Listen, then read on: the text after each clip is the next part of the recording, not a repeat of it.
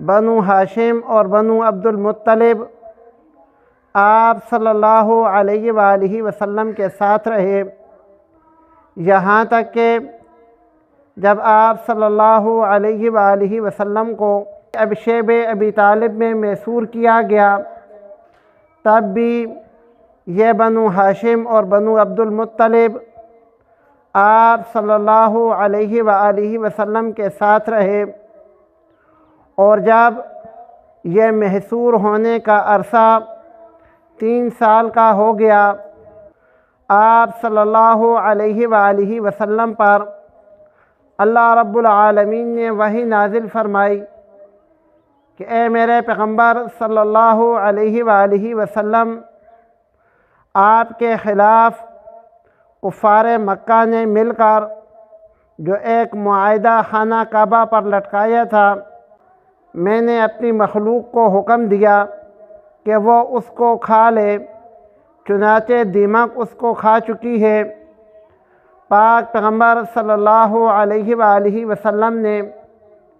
ابو طالب کے پاس یہ پیغام بھجوایا۔ ابو طالب یہ پیغام لے کر کفار مکہ کے پاس گیا۔ کفار مکہ کہنے لگے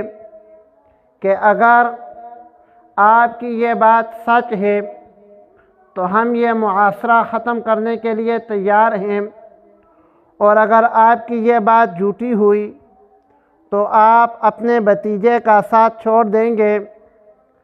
چنانچہ جب معاہدے کو دیکھا گیا تو وہ معاہدہ دیمک کھا چکی تھی، وہاں پر کوئی چیز باقی نہیں تھی، صرف ایک اللہ کا نام باقی تھا۔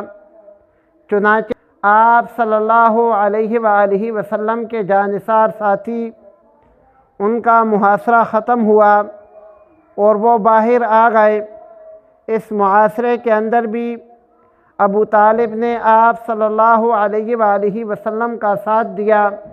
ابو طالب 10 ہجری کو اس دنیا فانی سے کوچ کر گیا، اور آپ صلی اللہ علیہ وآلہ وسلم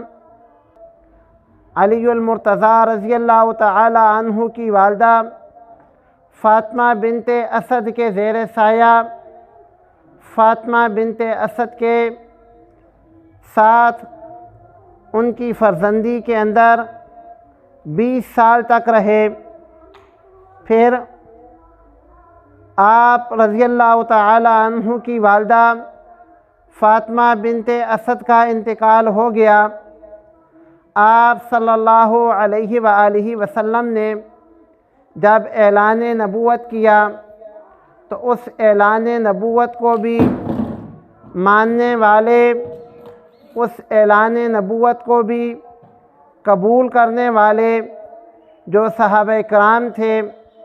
ان میں سیدنا علی المرتضیٰ رضی اللہ تعالی عنہ کے گھرانہ کے افراد شامل تھے۔ یہاں تک کتب سیر کے اندر لکھا ہوا ہے کہ جب آپ صلی اللہ علیہ وآلہ وسلم نے دین حق کی دعوت دی، علی المرتضیٰ رضی اللہ تعالی عنہ مسلمان ہو گئے، اور ایک دفعہ آپ صلی اللہ علیہ وآلہ وسلم کے ساتھ اپنے گھر والوں سے چھپ کر عبادت کر رہے تھے، تو آپ کے والد ابو طالب نے ان کو دیکھ لیا۔ جب دیکھا تو پوچھا کہ آپ یہ کیا کر رہے ہو؟ آپ صلی اللہ علیہ وآلہ وسلم نے فرمایا کہ اے میرے چچا جان، اللہ رب العالمین نے مجھے نبوت عطا فرمائی ہے، میں نبی بنا کر بھیجا گیا ہوں، اور سب سے زیادہ حقدار آپ ہو کہ آپ کو میں ہدایت کا راستہ سمجھاؤں۔